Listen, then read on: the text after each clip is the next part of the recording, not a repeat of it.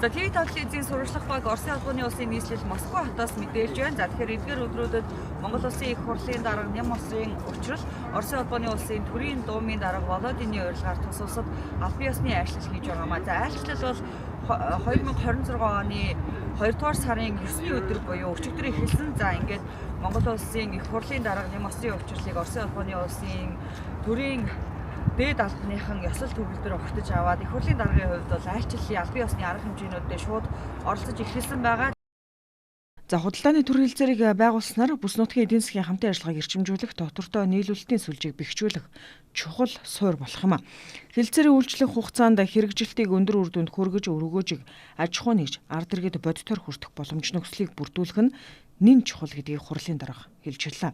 За цаашаа хэлэлцээрт тусгагдсан зохицуулалтуудыг бодит ажил хэрэг болгох, гаалийн болон бусад стандартын зөрүүг арилгах, тарифын болон тарифын бус саад бэрхшээлийг үе шаттайгаар бууруулах, харилцан ашигтай байх нөхцөлийг бүрдүүлэх шаардлагатай гэж онцоллоо. Евразийн эдийн засгийн холбоонд экспорт хийхэд мөрдөгдөх техникийн зохицуулалтын шаардлагад тулгуурлан тохирлын үнэлгээний үр дүнг харилцан хүлээн зөвшөөрөх. Шаардлага горимын дүүцэх байдлыг хүлээн зөвшөөрөх чиглэлээр хамтын ажиллагааг гүнзгийрүүлэх шаардлагатай байна. Хэлэлцээр нь зөвхөн тарифын болон тарифын бус зохицуулалтаас гадна бизнесийн хамтын ажиллагааг үргэлжлүүлэх, хил гайлын хүндрэлүүдийг бууруулах, хөрөнгө оруулалтын урсгалыг нэмэгдүүлэх нөхцөлийг бүрдүүлж байна. Үүний үр дүнд аж ахуй нэгжүүдийн үйл ажиллагааны зардал буурч, хөрөнгө оруулагчдын итгэл нэмэгдэхээс гадна иргэдэд хүрэх бүтээгдэхүүн үйлчилгээний үн буурч хүртээмж сайжрах нөхцөл бүрднэ хэмээн үзэж байна. Уул уурхай, зам барилга, хүнс, эмнэлэг, эрүүл мэнд гэдэг юм уу те энэ одоо лабораториудынхаа сорилтын дүн шинжилгээг шууд хүлээн зөвшөөрнө гэсэн үг.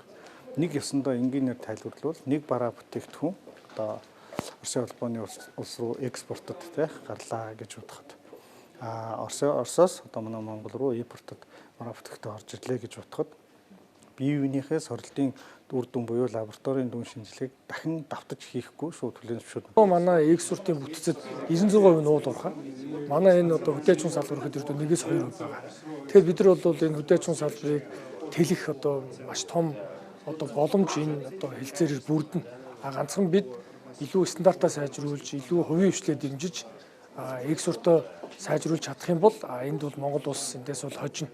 Яг тэгэхээр 180 сая хүнтэй хүүтэн сэрүүний буюу одоо манай Монголын одоо махан бүтээгдэхүүн мөн одоо арьс шир, ноос ноолуур гэдэг хөдөөж гаралтай бүтээгдэхүүнийг хамгийн ихээр хэрэгэлдэг энэ бүс нутагт тэгээд урд нь бид нар экспортлж уламжлалтай энэ бүс нутагт одоо харилцсан ийм одоо гайлийн одоо татваргүй экспортлох боломж үрж байгаагаар бол маш том одоо давуу талтай.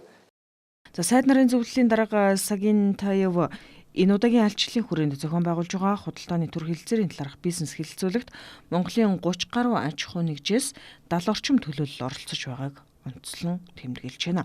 Түүнчлэн хэлэлцээрт тусгагдсан зохицуулалт заалт бүрийг ойлгомжтой ажил хэрэгчээр тайлбарлаж, бизнес эрхлэгчдийн тулгамдсан асуудлуудад оновчтой шийдлийг дэвшүүлнэ гэдэгт итгэлтэй байгаагаа илэрхийлсэн юм а. За манай улс өнгөрсөн 12 дугаар сарын 12-ны өдөр бүгд найрамдах Беларусь улсын Минск хотно 2025 оны 6 дугаар сард хийгдсэн Евразийн эдийн засгийн худалдааны төр хэлэлцээрийг улсын хурлын чуулганаараа хэлэлцэн сойрхон баталсан. Үүний үр дүнд 367 нэр төрлийн бараа бүтээгдэхүүнд харилцан гаалийн тарифыг тэглэх, за эсвэл хөнгөлөх тохиролцоо хийгдсэн юм. За тухайлбал экспортоор мах, ноос ноолуур, арьс шир гэх мэт бүтээгдэхүүнийг нийлүүлэх бол Евразийн эдийн засгийн холбооноос Монгол руу импортоор орж ирэх тодорхой бараа бүтээгдэхүүнд тариф бууруулах боломжийг бий болгох юм а.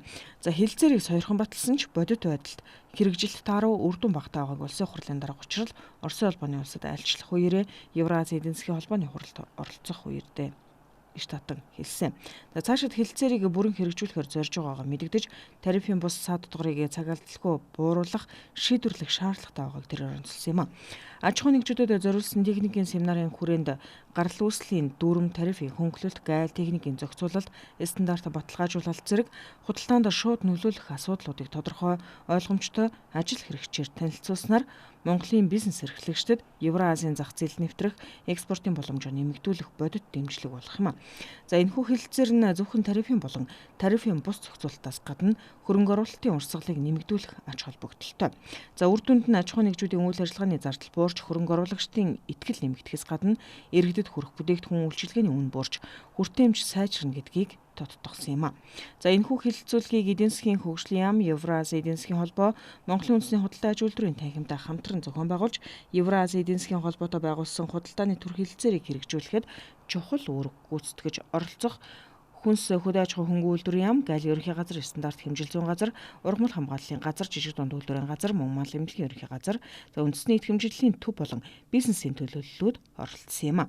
За энэ үеэр Монгол улс Оросын улбаны улсын итгэмжлэлийн байгууллагууд хамтран ажиллах харилцан ойлголцлын санамж жигт гарын үсэг зурлаа.